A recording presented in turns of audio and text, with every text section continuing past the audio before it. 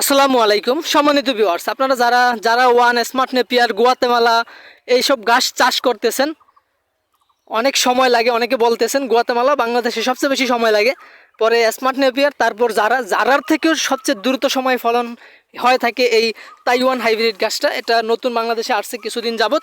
তো চাষ করে পরীক্ষিত, একেবারে পরীক্ষিত ঘাস। এটা আপনার একবার প্রথমবার লাগাবেন কাটিং, তার 1.5 মাস পরে আপনি কেটে গরু ছাগলকে খাওয়াতে পারবেন।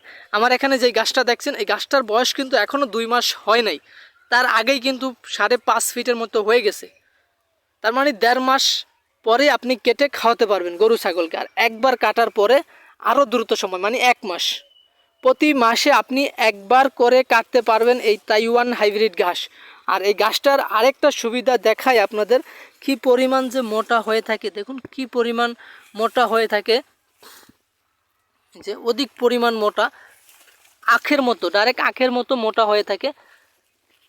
দেখুন আখের মতো মোটা। এবং এখন কিন্তু আমাদের কাছে সম্পূর্ণ মোটা কাটিং আছে, তাইওয়ান হাইব্রিড ঘাসের মোটা কাটিং আছে, সম্পূর্ণ মোটা। প্রথমবার লাগালে মোটা কাটিংটা পাওয়া যায়। তো আপনারা যারা তাইওয়ান হাইব্রিড ঘাসটা চাষ করতে চান, অল্প দিনে ঘাস কাটতে চান, এবং হালকা পানি আসে, 10-15 দিন পানি থাকে, অথবা পানি আসলে নেমে যায়, এসব জমিতেও চাষ করতে চান, এই তাইওয়ান হাইব্রিড ঘাসটা আপনারা চাষ করতে পারবেন। বাংলাদেশের সবচেয়ে দ্রুত সময়ের ভিতর এই গাছটার ফলন পাওয়া যায় অন্যান্য ঘাসের তুলনায়। আপনারা যদি গুয়াতেমালা চাষ করেন 4 মাস পরে কাটতে পারবেন, স্মার্ট নেপিয়ার চাষ করেন 2 থেকে 2.5 মাস পর কাটতে পারবেন, জারা ওয়ান যদি চাষ করেন একবার কাটার পরে 1.5 থেকে 2 মাসে কাটা যায়। আর এই তাইওয়ান হাইব্রিডটা আপনার একবার কাটার পরে মাত্র 1 মাস পরই কাটতে পারবেন। কত দ্রুত সময় কাটা যায়। মাশাআল্লাহ, এর ফলনও কিন্তু অনেক ভালো।